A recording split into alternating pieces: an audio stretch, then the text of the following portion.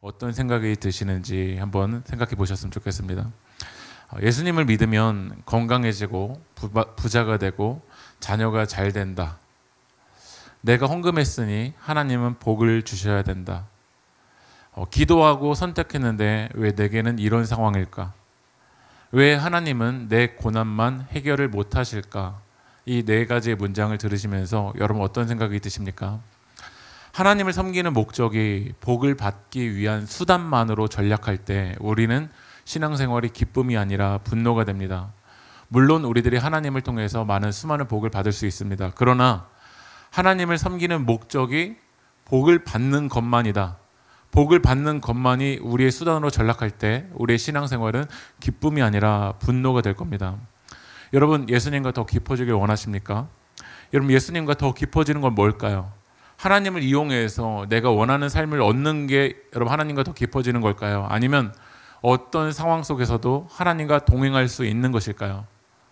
하나님을 믿는 건 현실을 외면하는 도피처가 되는 걸까요? 아니면 현실을 이겨나갈 힘이 생기는 걸까요? 여러분에게 예수를 믿는 건 현실을 외면한 도피처입니까? 아니면 현실을 이겨나갈 주님과 동행하여 이겨나갈 힘이 생기는 겁니까? 우리는 하나님께 이런 질문을 많이 합니다. 왜요? 왜? 내 삶은 왜요? 왜 나에게 이런 상황을 주세요? 라고 질문합니다. 많은 경우 생각해보면 목사인 제가 볼 때도 답이 없습니다. 이게 여러분들에게 무책임한 이야기처럼 들려지실 수도 있겠지만 여러분의 삶 가운데 묶여있는 그 문제가 많은 경우는 답을 모르겠습니다. 답을 모르겠습니다. 그러나 우리가 예수 그리스도를 믿고 걸어가는 거는 답을 다 아는 게 아니라 답을 모르는 상황 속에서도 그 상황을 받아들일 힘을 갖게 되는 것일 줄 믿습니다. 때로는 답을 모른 채 걸어갈지라도 이 상황을 이겨나갈 힘을 달라고 우리는 기도해야 될 줄 믿습니다. 바울은 빌립보 교회에 편지를 썼습니다. 이게 바로 빌립보서에 있는데요. 빌립보서 전체적으로 보면 세 가지 목적을 가지고 쓴 것 같습니다. 첫 번째로는 빌립보서의 핵심이 단어가 뭐죠? 핵심이 되는 단어가 이제는 빌립보서 오늘 마무리해야 되니까 이제 아실 것 같은데요. 뭘까요? 기쁨입니다. 그러나 빌립보 교회 안에는 기쁨을 빼앗는 개들이 있었습니다. 그것은 율법주의자들이었습니다. 바울은 복음이 아닌 것을 통해서 정체성을 삼으려고 하는 자들을 조심하라고 이야기합니다. 개들을 삼가라, 개들을 조심하라 라고 이야기합니다. 자신을 예로 들면서 자기도 할례로 정체성을 삼으려고 했고 베냐민 지파로 율법에 흠이 없는 것으로 자기의 정체성을 삼으려고 했지만 그 모든 것을 나는 배설물로 여긴다라고 이야기합니다. 만약에 그것이 우리에게 기쁨을 줬다면 배설물이 아니라 우리는 그것을 붙들어야 될 겁니다. 그러나 바울은 이야기합니다. 그 모든 걸 나는 배설물로 여기겠다. 내 주 예수 그리스도를 아는 지식이 가장 고상함이라. 할렐루야. 예수님을 믿는 것이 여러분들에게 가장 기쁨이 되길 소망합니다. 두 번째로 바울이 빌립보서를 썼었던 두 번째 이유는 빌립보 교회 안에 성도들 간에 분열이 있었습니다. 특별히 누구죠? 유오디아와 저는 우리 세계교회 성도님들 중에 유오디아와 순두개가 없길 주님의 이름으로 축복합니다. 몰래 지금 싸우고 계신 분 아무도 없으시죠? 네, 빨리 화해하시고 화목하시고 네, 주님 안에서 서시길 소망합니다. 바울은 이야기합니다. 주님의 마음을 품어라. 네. 주님의 마음을 품어야 하나 될 수 있다. 유오디아야 유오디의 입장에 서지 말고 순두개야 순두개야 너의 입장에 서지 말고 다른 사람을 너의 입장에 서게끔 만들려고 하지 말고 주님 안에 서십시오. 우리 세계교회가 하나 될 수 있는 것은 내 입장에 설 때 하나 될 수 없습니다. 네. 다 입장차는 다 달라요. 그러나 주님 안에 설 때 하나 될 수 있습니다. 마지막으로 바울은 빌립보 교회에 왜 편지를 썼냐면 감사를 표현하기 위해서 편지를 썼습니다. 말씀 읽어볼게요. 빌립보서 4장 16절 말씀 읽어보겠습니다. 시작. 여러분은 내가 쓸 것을 몇 번 보내어 주었습니다. 이 쓸 것은 무엇이냐면 빌립보 교회가 바울에게 선교 헌금을 전달해 줬습니다. 바울이 여러 교회를 개척했지만 선교 헌금을 지속적으로 보내준 교회는 빌립보 교회밖에 없었습니다. 한 번만 아니라 여러 번 이 빌립보 교회는 그 선교를 하는데 헌신했던 교회입니다. 에바브로디도는 죽을 뻔한 위기를 감당하면서도 바울에게 이 선교 헌금을 어떻게 했죠? 전달했습니다. 그래서 바울은 이 빌립보서를 왜 썼냐면 세 번째 목적은 이거였습니다. 그 빌립보 교회를 향한 그 감사의 마음을 전달하기 위해서 썼습니다. 바울은 지금 노년의 시기입니다. 노년의 시기에 어디에 갇혀 있냐면 로마 감옥에 갇혀 있습니다. 이 로마 감옥에서 바울이 선교의 일을 감당하기 위해서 아마 물질이 필요했을 겁니다. 그런데 바울은 물질이 필요했지만 이 감옥 안에서 할 수 있는 게 아무것도 없었습니다. 그래서 바울이 했던 건 무엇이냐면, 말씀 읽어볼게요. 빌립보서 4장 6절 말씀 한번 읽어볼까요? 시작. 오직 기도와 간구로 하고 여러분이 바라는 것을 감사한 마음으로 하나님께 아뢰십시오. 아마 바울은 염려하지 말고 하나님께 기도했을 겁니다. 그때 어떤 일이 일어났냐면, 빌립보서 4장 10절 말씀 한번 읽어볼게요. 시작. 여러분에게 지금 다시 일어나는 것을 보고 나는 주님 안에서 깊게 기뻐하였습니다. 사실 여러분은 나를 항상 생각하고 있었지만 그것을 나타낼 기회가 없었던 것입니다. 제가 오늘 10절에 노란 글씨로 썼는데 10절에서 바울은 난 기뻤습니다 라고 되어 있습니까? 크게 기뻐했습니까? 라고 되어 있나요? 네. 우리 빌립보 교회 성도들만이 아니라, 바울만 아니라 우리 세계교회 성도님들은 오늘 주님의 임재 앞에서 여러분 크게 기쁘십니까? 근데 오늘 10절의 말씀을 읽어보면 크게 기뻐했다고 되어 있는데 그 바로 앞문장이 뭐이죠? 나를 생각하는 마음이 여러분에게 지금 다시 일어난 것을 보고라고 되어 있습니다. 나를 생각하는 마음이 여러분에게 지금 다시 일어난 게 뭔 얘기일까요? 네? 이 이야기는 지금 바울을 위해서 빌립보 교회가 뭘 다시 시작하게 된 거냐면 선교 헌금을 하기 시작했던 겁니다. 그럼 우리 10절을 읽어보면 크게 기뻐한다고 우리는 빌립보서 1장부터 왔는데 결국 돈이구나. 크게 기뻐했다고 됐잖아요. 결국 바울도 결국 헌금, 결국 돈. 우리의 인생이 기뻐하라 기뻐하라 라고 하지만 결국 돈이구나. 돈이 있어야 기뻐할 수 있고 돈이 없으면 기뻐할 수 없는 구절일까요? 우리가 10절만 딱 읽으면 바울도 크게 기뻐하는 게 결국 돈 때문이구나 라고 생각할 수 있겠지만 우리 17절 18절 한번 넘어가 볼게요. 읽어보겠습니다. 시작. 나는 모든 것을 받아서 풍족하게 지내고 있습니다. 제가 오늘 이 4장의 마무리가 헌금에 대한 맥락 속에서 바울이 편지를 쓰고 있습니다. 그 헌금에 대해서 감사하기 위해서. 그러면 지금 선교 헌금을 전달받는 사람의 입장에서 나는 선물을 바라지 않아요, 나는 풍족하게 지내고 있어요 라고 편지를 보낸다면 선교 헌금을 받아야 되는 입장에서는 이 말이 도움이 되는 말일까요? 도움이 되지 않는 말일까요? 네? 풍족하게 지내고 있습니다가 아니라 저 지금 굶었습니다, 지금 3일 동안 아무것도 먹지 못했어요 라고 편지를 써야지 빌립보 교회 성도들이 바울에게 많은 선교 헌금을 전달하는 거 아닙니까? 근데 17절 18절을 읽어보니까 나는 선물을 바라지 않는데요, 나는 모든 것을 받아서 풍족하게 지내고 있다라는 말은 이 선교 헌금을 전달받는 입장에서는 전혀 도움이 되지 않는 구절일 거예요. 저희 교회가 개척된 지 얼마 되지 않았었을 때 한 교회에서 저한테 이제 전화가 왔어요. 그 교회에서 우리 교회에게 뭔가 이렇게 헌물을 좀 해주고 싶다라는 거예요. 그래서 교회에 필요한 게 뭐냐라고 이제 저한테 물어보셨어요. 그래서 제가 뭐가 필요하다고 얘기했을까요? 네? 나는 선물을 바라지 않습니다. 나는 모든 것을 받아서 풍족하게 지내고 있습니다 정도의 제가 그 수준은 아닙니다. 예. 여러분 저를 잘 모르셔서 그러지만 저는 뭐라고 얘기했냐면 그때 이렇게 얘기했습니다. 전도를 위한 영상을 위해서 우리 교회에 비디오 카메라가 있었으면 좋겠다. 지금은 교회들마다 코로나 이후에 온라인 예배들을 많이 하고 있지만 그전에는 8년 9년 전에는 이런 비디오 장비를 사용하는 교회들이 거의 없었습니다.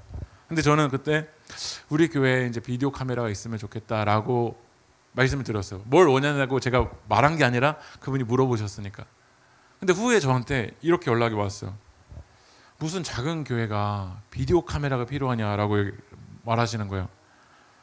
근데 저한테 뭐라고 말씀하시냐면 너가 지금 어려서 물정을 몰라서 그렇다고 말씀하시면서 어디 교회 금간대를 사진을 찍어서 차라리 보내주고 이거를 차라리 리모델링하거나 이 금간거를 회복하는데 그 사진을 찍어서 보내줘야 스토리가 있어야 많은 후원이 올 거다라고 이제 저한테 이야기를 해주시는 거였어. 제가 주변에 있는 그런 개척교회들 보니까 실제로 그렇게 스토리를 만들어서 어떤 선교 후원을 요청해서 많이 받는 교회들도 있는 것처럼 느껴졌어요. 저는 제 성격 때문인지 모르겠지만 지금까지 한 번도 먼저 제가 우리 교회 이거 보내주십시오, 우리 교회 이 정도 돈 필요합니다, 보내주십시오 라고 말한 적이 없어요. 네. 지금까지 우리 교회에 이런 도움을 사역에 어떤 헌신하고 싶다라고 해서 왔던 적은 있지만 제가 먼저 우리 교회에 이런 도움이 필요하니까 보내주십시오라고 말한 적은 없어요. 물론 이게 옳고 도움이 필요하니까 선교헌금을 요청하는 거 이건 틀렸다라는 건 아닙니다. 그런데 저도 한번 생각해 봤어요. 교회가 진짜 환경적으로 힘들어서가 아니라 자립하지 못하는 교회의 특징을 한번 생각해 봤어요. 기독교 대한감리회 감리교회에서는 자립교회와 미자립교회의 기준이 4천만 원입니다. 교회 결산이 4천만 원을 넘으면 그 교회는 기독교 대한감리회 법에서는 자립교회로 보고 있고요. 3,999만 9,999원을 결산으로 올리는 교회는 어떨까요? 미자립교회입니다. 그러면 3,999만 9,999원을 올리는 교회는 지원을 받습니다. 매달. 크진 않지만 작은 지원을 받습니다. 그러나 4천만 원으로 올려놓는 교회는 어떨까요? 받지 못합니다. 그러면 우리 교회가 4,001만 원 정도에 되는 교회면 4,001만 원으로 보고하는 게 맞을까요? 3,999만 9,999원으로 해서 매달 도움을 받는 게 맞을까요? 네. 지금 바울이 나는 선물을 바라지 않습니다, 나는 모든 것을 받아서 풍족하게 지내고 있습니다 라는 건 도움이 안 되는 말이잖아요. 저는 많은 교회들이, 많은 성도들이 진짜 그 경제적인 어려움에서의 미자립도 있지만 의식적인 자립이 되지 않는 사람들이 너무나도 많은 것 같습니다.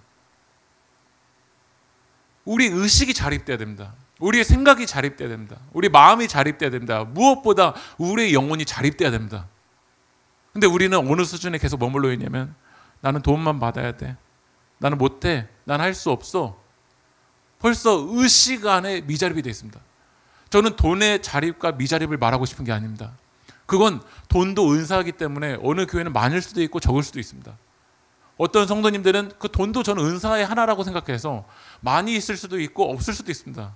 근데 문제는 무엇이냐면 그 돈의 노예가 돼서 의식적인 자립을 하지 못하는 겁니다. 바울이 기쁨이 돈이었다면 바울은 빌립보 교회에게 불쌍한 척을 해야 될 것 같고 감옥 사진을 하나 찍어서 보내야 될 것 같습니다. 그래야 빌립보 교회에 많은 선교헌금을 받을 수 있잖아요. 그런데 바울은 그 선물을 바라지 않았습니다. 바울이 지금 풍족하다라고 말하는 것은 바울의 빌립보 교회 선교헌금 때문이 아닙니다. 바울이 지금 기뻐하는 것은 나에게 헌금이 전달됐기 때문이 아니라 그 빌립보 교회가 그 돈을 자기 욕망을 위해서 쓰지 않고 선교하는데, 사랑을 전하는데 쓰고 있는 것을 기뻐했던 겁니다. 그럼 우리는 무엇을 기뻐해야 될까요? 바울의 기쁨은 돈이 아니었습니다. 오히려 바울은 이렇게 고백합니다. 말씀 읽어볼게요. 빌립보서 4장 11절 읽어보겠습니다. 시작. 이렇게 말하는 것이 아닙니다. 나는 어떤 처지에서도 스스로 만족하는 법을 배웠습니다. 바울이 기뻐할 수 있는 힘은 스스로 만족하는 법을 배운 거예요. 다시 말하면 자족의 힘이 있습니다. 여러분, 신앙을 훈련하면서 여러분들이 반드시 훈련해야 될 것은 무엇이냐면 만족하는 법을 배워야 됩니다. 자족할 수 있어야 됩니다. 우리 인생은 홍해를 건널 때만 있지 않습니다. 홍해를 건널 때도 감사할 수 있어야 되지만 홍해를 지나자마자는 뭐죠? 광야입니다. 우리 인생이 올라갈 때도 있지만 내려올 때도 있습니다. 답이 확실하게 날 때도 있지만 답이 나지 않을 때도 있습니다. 그때도 여러분 만족할 수 있으시겠습니까? 그때도 여러분 감사하실 수 있으시겠습니까? 바울은 이렇게 고백합니다. 12절 말씀 읽어볼까요? 시작. 살 줄도 알고 풍족하게 살 줄도 압니다. 배부르거나 굶주리거나 풍족하거나 궁핍하거나 그 어떤 경우에도 적응할 수 있는, 인생이 그렇다는 거예요. 빚전에 처할 수도 있고 풍족하게 살 줄도 압니다. 배부를 때도 있고 굶주릴 때도 있고 풍족할 때도 있고 궁핍할 때도 있고 그런 상황이 있다는 거예요. 오늘 우리가 아까 찬양했죠. 주의 이름 찬양, 풍요의 강물 흐르는 부유한 땅에 살 때 주님 찬양의 이게 1절이었습니다. 그 다음 구절이 뭔지 아세요? 주의 이름 찬양, 거칠은 광야와 같은 이 인생길 걸어갈 때 주님 찬양해. 이거는 우리 삭제하고 싶지 않습니까? 그 다음 구절이 뭐냐면 주의 이름 찬양. 햇살이 나를 비추고 만물이 새롭게 될 때 우리 그때 주님 찬양할 수 있죠. 그러나 그 다음 구절이 뭐냐면 주의 이름 찬양. 가는 길 험할지라도 고통이 따를지라도 여러분 주님 찬양하실 수 있으시겠습니까? 많은 크리스찬들이 A타입에서만 신앙인인 것 같습니다. B타입으로 C타입으로 D타입으로 넘어가지 못합니다. A일 때만 크리스찬이고 B라는 상황 속에서는 크리스찬이 아닌 것처럼 느껴집니다.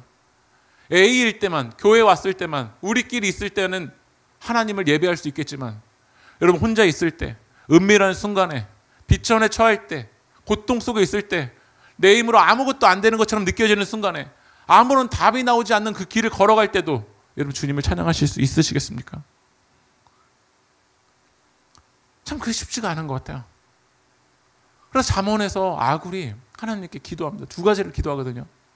첫 번째로는 하나님 정직할 수 있게 거짓되지 않게 해달라고 기도하고 또 그 다음 뭐라고 기도하냐면 말씀 읽어볼게요. 잠언 30장 8절 읽어보겠습니다. 시작.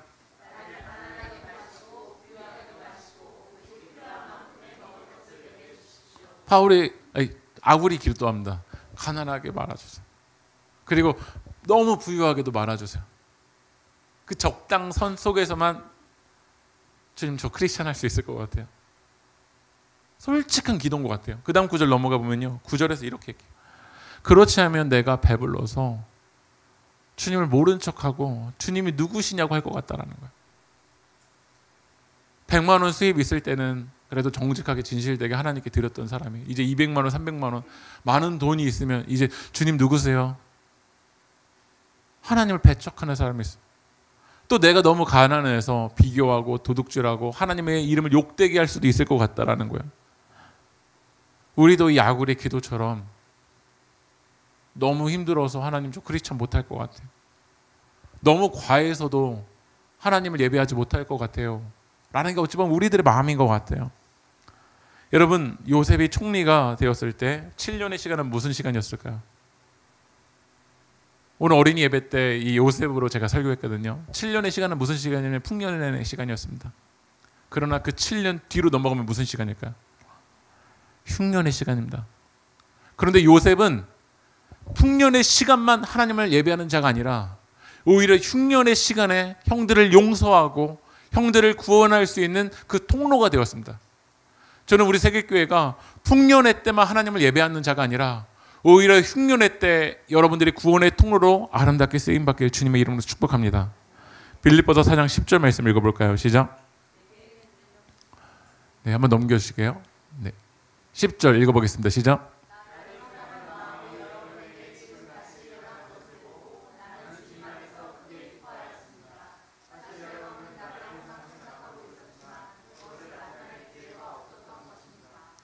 네. 이제 여러분 이 말씀이 다시 어떻게 들려집니까? 터키의 시인인 나즘 히크메트가 신과의 인터뷰라는 책에서 이렇게 얘기했습니다. 어느 날 나는 신과의 인터뷰하는 꿈을 꾸었다. 시인이 말했다. 내가 물었다. 인간에게 가장 놀라운 점은 무엇인가요? 그러니까 인간이 신인이랑 인터뷰를 하면서 신이 인간을 볼 때 가장 놀라운 게 뭐냐라고 물어본 거예요. 그랬더니 신이 뭐라고 얘기하냐면 신이 대답했다. 어린 시절이 지루하다고 서둘러 어른이 되는 것, 그리고는 다시 어린 시절로 되돌아가기를 갈망하는 것, 돈을 벌기 위해 건강을 잃어버리는 것, 그리고 건강을 되찾기 위해 돈을 다 잃는 것, 미래를 염려하느라 현재를 놓쳐버리는 것, 그리하여 결국 현재에도 미래에도 살지 못하는 것, 결코 죽지 않을 것처럼 사는 것, 그리고는 결코 살아본 적이 없는 듯 무의미하게 죽는 것, 지금을 살지 못하는 거예요. 비천에 처할 때도 있고 풍부에 처할 때도 있는데 지금을 못 사는 거예요. 바울은 빌립보 교회가 나에게 헌금을 하는가 헌금을 하지 않는 걸로 압도되지 않았어요. 왜냐하면 자기는 일체의 비결이 있었거든요. 자기에게 스스로 만족할 수 있는 법이 있었거든요. 여러분 그 힘이 어디로부터 올까요? 우리 세계교회 성도님들에게 물어보겠습니다. 여러분의 연봉이 지금보다 2배가 되면 여러분 만족되시겠습니까? 여러분의 집의 평수가 10평이 더 넓어지면 여러분 진짜 만족되시겠습니까? 여러분들이 원하는 그 학력의 자리에 올라가면 진짜 만족되실까요? 우리 학생들에게 여러분들이 원하는 그 점수를 얻으면 여러분 진짜 만족이 되실 것 같으십니까? 우리 교회가 어느 사이즈면 우리가 만족이 될까요? 만족 안 됩니다. 바울이 스스로 만족할 수 있는 법, 바울이 주님 안에서 기뻐할 수 있는 힘은 외적인 조건이 아니었습니다. 말씀 읽어볼게요. 빌립보서 4장 13절 읽어보겠습니다. 시작. 내게 능력 주시는 자 안에서. 여러분, 이 말씀은 크리스찬들이 참 좋아하는 말씀이에요. 기업에 가보면, 집에 가보면 이 말씀을 성경 구절로 거의 베스트 말씀인 것 같아요. 이것과 함께 베스트로 쓰는 말씀이 처음 시작은 미약하나 나중은 심히 창대라. 여러분, 이 말씀은 욥기서를 제대로 읽어보면 그 액자에 달면 안 되는 말씀입니다. 큰일 나는 말씀이에요. 지금 내게 능력 주시는 자 안에서 내가 모든 것. 여러분, 빌립보서의 이 맥락에서 모든 것은 올라가는 그 모든 것일까요? 아니면 내려감 속에서의 그 모든 것일까요? 이 강조점은 잘 되는 것뿐만 아니라 오히려 안 되는 거, 내려가는 순간, 바울이 지금 노년의 시기에 감옥에 갇혀있는 그 외로움의 시간도 주님, 저는 걸어가겠습니다. 이 모든 것의 강조점은 내가 올라가고 있는 그 욕심의 성취가 아닙니다. 빌립보서 4장의 맥락 속에서의 그 모든 것은 오히려 나를 위해 내려놓고 고통스러운 그 순간에도, 감옥의 순간에도, 외로운 순간에도 하나님을 놓지 않고 기뻐하고 예배할 수 있는 그 모든 것입니다. 그것이 가능할 수 있었던 건 바울에게 능력 주시는 주님이 계셨습니다. 사도행전의 교회가 시작될 때 능력이 있었습니다. 이 가난할 때 가난에 지배당해서 세상을 다 잃은 것처럼 살아가지 않는, 비굴하게 살아가지 않는 주님이 주시는 능력이 있었습니다. 하나님이 부유함을 주실 때 부귀영화에 취하지 않고 하나님에 대한 소망을 잃어버리지 아니하고 이 물질을 주신 이유, 나에게 은사를 주신 이유, 그 모든 것을 잃어버리지 않는 하나님의 능력이 있었기 때문에 바울은 이길 수 있었습니다. 나를 위해서 주님이 전부를 내어놓으셨잖아요. 그 하나님의 사랑이 있을 때 부할 때만 감사가 아니라 비천에 처할 때도 감사한 겁니다. 그 사랑이 나의 정체성이 될 때 비교할 수는 있지만 압도될 수는 없습니다. 비교될 수는 있지만 온전히 쓰러질 수는 없습니다. 걸려 넘어질 수는 있어도 완전히 넘어질 수 없습니다. 왜냐하면 하나님의 사랑이 여러분을 붙들고 있기 때문이지 믿습니다. 우리 다시 한번 읽어볼까요? 빌립보서 4장 12절 읽어보겠습니다. 시작.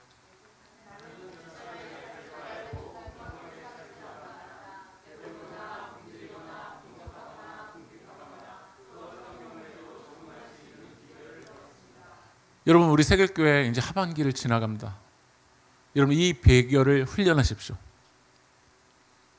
어린아이 신앙에 머무르지 마십시오. 어린아이처럼 사탕이 있을 때만 하나님 예배하는 그 신앙에 머무르지 마십시오. 사탕이 없을 때도 하나님을 기뻐할 수 있는 영적인 어른이 되십시오. 저는 목회자에게 두 가지 모임을 갖고 있는데요. 수요일에 새벽에 제가 참여하는 모임이 독서 모임을 하고 있습니다. 한 5명의 목회자들이랑 독서 모임을 하고 있는데 그 모임의 한 분은 동탄에서 제일 큰 교회에서 목회라고 했어요. 한 분은 철원에서 두 번째로 큰 교회에서 목회라고 했어요. 한 분은 홍천에서 두 번째로 큰 교회에서 목회라고 있으세요. 제가 만약에 교회의 사이즈를 가지고 그 모임의 정체성을 찾으려고 하면 저는 늘 불평 원망일 겁니다. 반대로 제가 한 가지 또 모임을 하고 있는데요. 그 모임은 개척교회 목회자들을 위한 모임을 갖고 있습니다. 그 모임에 참여할 때는 그 교회보다 저희 교회가 압도적으로 좋습니다. 그러면 거기 안에서 제가 우쭐대고 제가 기뻐하고 난 여기보다 낫지, 난 지금 시작한 교회보다 낫지, 이걸로 제가 정체성을 찾는다면 그때부터 변질되는 겁니다. 내일 연합 여름 성경학교가 시작됩니다. 작은 교회 5교회가 연합해서 같이 성경학교를 합니다. 전도사님이 프로그램 일정을 짜왔는데 일정이 화요일 날은 일정이 어디냐면 정발산에서 야외 프로그램을 하는 일정입니다. 날씨 봤더니 폭우, 비 계속 비. 예. 비 오니까 못한다? 아니요. 비 오면 안에서도 하나님 일하실 줄 믿습니다. 우리 화요일 날 우리 세계교회에서 이 작은 교회 성경학교를 위해서 예찬 준비합니다. 우리 교회에서 하는 건 익숙하죠. 이제 다른 교회 가서 하고 다른 교회 사람들, 다른 교회 평가 속에서 우리 예찬 준비할 겁니다. 그러나 그 속에서 우리 감사할 수 있었으면 좋겠습니다. 오히려 이곳에서 하는 것보다 더 잘 섬기고 더 사랑하고 더 하나님의 위대하심을 드러내는 교회가 되길 소망합니다.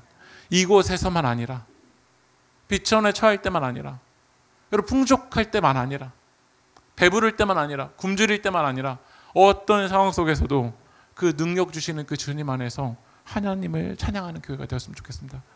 이럴 때, 이런 자족하는 그 비결이 있을 때 교회가 하는 헌금이 어떨까요? 말씀 읽어볼게요. 빌립보서 4장 18절 읽어보겠습니다. 시작.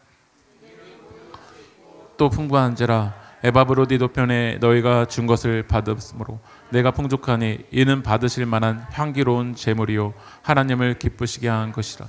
이런 자족한 비결과 하나님의 사랑의 정체성이 있을 때 헌금이 향기로운 제물이 되는 겁니다. 교회에서 헌금 때문에 시험 드는 사람이 너무 많습니다. 교회가 헌금을 투명하고 건강한 방향성으로 사용하지 않기 때문에 그런 일이 벌어지기도 하고, 때로는 우리가 비교하고 누군 이 정도 하는데 난 이 정도밖에 못하고, 주님 안에서 사용하는 것이 아니라 이걸 율법이 될 때 향기로운 제물이 아닙니다. 하나님은 거지가 아니십니다. 하나님은 여러분의 마음을 받기 원하십니다. 헌금은 고백입니다. 돈의 주인이 하나님이라는 고백입니다. 사람 보고 하는 것도 아닙니다. 하나님을 사랑하고 교회를 사랑하는 헌신이, 이 고백이 바로 향기로운 제물이 되는 겁니다. 사랑하는 남자가, 사랑하는 여인이 반지를 주는 건 고백입니다. 고백이기 때문에 기쁨입니다. 그러나 이 반지를 다른 사람의 반지와 비교하는 순간부터 그 반지는 부담이 되고 그 반지는 기쁨이 아니라 지옥이 될 겁니다. 하나님을 기쁘시게 하는 그 제물이 되어야 됩니다. 여러분의 삶이 향기로운 제물이 되십시오. 그런 면에서 우리가 자족할 수 있는 비결은 주님과 관계가 아름다울 때인 것 같습니다. 주님을 정말 사랑할 때인 것 같습니다. 여러분, 빌립보서를 마무리하며 주님을 사랑하십시오. 주 안에 있는 자에게 딴 근심 있으랴. 십자가 밑에 나아가 내 짐을 풀었네. 주님을 찬송하면서 할렐루야 할렐루야. 내 앞길 멀고 험해도 나 주님만 따라가리. 찬양합시다.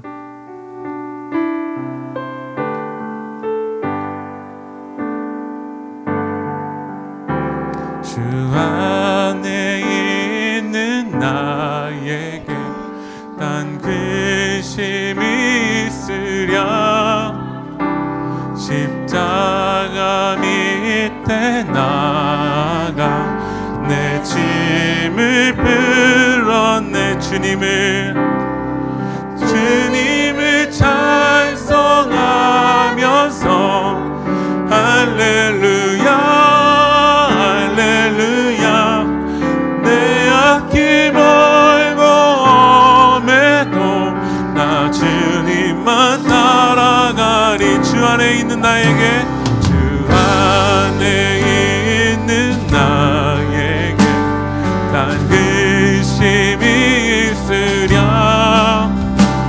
십자가 밑에 나가 내 짐을 풀어. 주 안에 있는 나에게, 주 안에 있는 나에게 난 근심이 있으랴.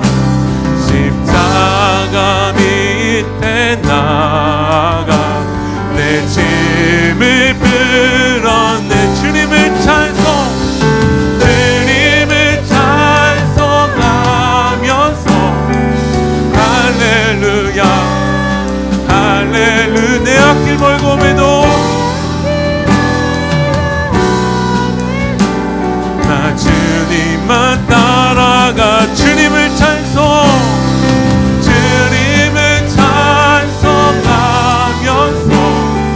할렐루야 할렐루야. 내 앞길 멀고 험해도 나 주님만 따라가리. 기도합시다. 우리가 이 길을 걸어갈 때 내 앞길이 멀고 험하고 아무런 답이 내려지지 않는 그 순간을 지낼 때도 있습니다. 그러나 바울이 고백했던 것처럼 내게 능력 주시는 자 안에서 주님 모든 것을 할 수 있습니다. 내게 능력 주시는 자 안에서 모든 것을 할 수 있습니다. 주님, 앞길이 멀고 험한 이 시간이 하나님을 예배하는 순간이 되길 원합니다. 이 시간에서 하나님의 음성을 듣는 시간이 되길 원합니다. 광야의 시간에서 더 하나님께 바짝 엎드리는 시간이 되길 원합니다. 그 시간 속에서 세상이 줄 수 없는 그 기쁨을 맛보기 원합니다. 아버지 하나님, 고난의 시간을 지나가는 이 시간 속에서 세상이 줄 수 없는 하나님으로부터 얻을 수 있는 이 기쁨에 적셔지는 시간이 되길 원합니다. 아버지 하나님, 우리 세계교회가 이 모든 순간에서 주님으로 기뻐하고 주님으로 예배하고 주님을 찬양하는 우리가 될 수 있게 달라고 우리 진짜 주님의 이름 한번 부르고 동소리도 합시다. 주여! 아버지 하나님, 우리가 걸어가는 이 순간 속에서 아버지 하나님, 밤이나 낮이나 모든 순간 속에서 하나님을 예배할 수 있게 원합니다. 아버지 하나님, 풍요의 강물 흐르는 시간만 아니라 풍요의 땅에서만 아니라 거치는 광야의 시간을 지나가는 순간 속에서도 아버지 하나님, 주님이 우리의 주님이시고 아버지 하나님, 주님을 찬양할 수 있기를 고백합니다. 모든 축복 주신 그 주님만 찬양하는 것이 아니라 어두운 날이 다가오는 그 시간 속에서도 아버지 하나님, 우리가 주님의 이름을 외칠 수 있기를 원합니다. 햇살이 나를 비추는 시간만 아니라 아버지 하나님, 고통이 따르는 그 시간 속에서도 하나님을 예배할 수 있는 그 일체의 비결을 우리 가운데 허락하여 주시옵소서. 아버지 하나님, 그 시간 속에서도 하나님으로 만족할 수 있고 하나님을 예배할 수 있는 그 힘과 용기를 우리 가운데 허락하여 주시옵소서. 아버지 하나님, 내게 능력 주시는 자 안에서 내게 능력 주시는 그 주님을 통해서 아버지 하나님, 이 모든 것을 노래할 수 있고 모든 시간 속에서도 하나님을 예배할 수 있고 모든 시간 속에서 하나님만으로 기뻐할 수 있는 우리가 되길 원합니다. 이 감옥의 시간 속에서도 하나님을 노래할 수 있고 그곳에서도 복음을 전할 수 있고 아버지 하나님, 이 시간 속에서 오히려 하나님 앞에 바짝 엎드려서 주님의 음성을 듣고 하나님으로도 찬양하고 오직 하나님 안으로 충만할 수 있는 시간이 될 수 있도록 성령 하나님, 우리를 붙잡아 주시옵소서. 성령 하나님, 우리를 도와주시옵소서. 성령 하나님, 우리를 도와여 주시옵소서.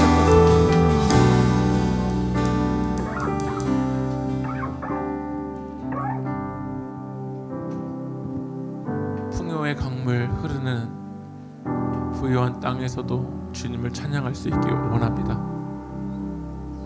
거칠은 광야와 같은 인생길을 걸어갈 때도 주님을 찬양할 수 있길 원합니다.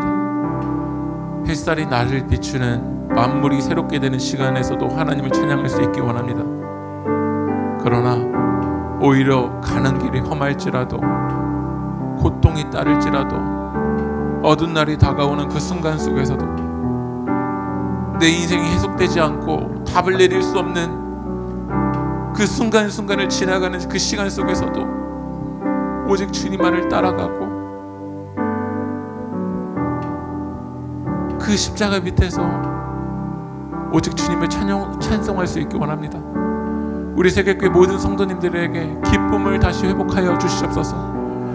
세상에 줄 수 없는 오직 하나님의 사랑으로부터 얻을 수 있는 그 기쁨을 회복하여 주셔서 외적인 것으로 우리가 기쁨을 찾는 것이 아니라 내 안에 계신 성령을 통해서 이 기쁨이 발현될 수 있도록 하나님 역사하여 주시옵소서.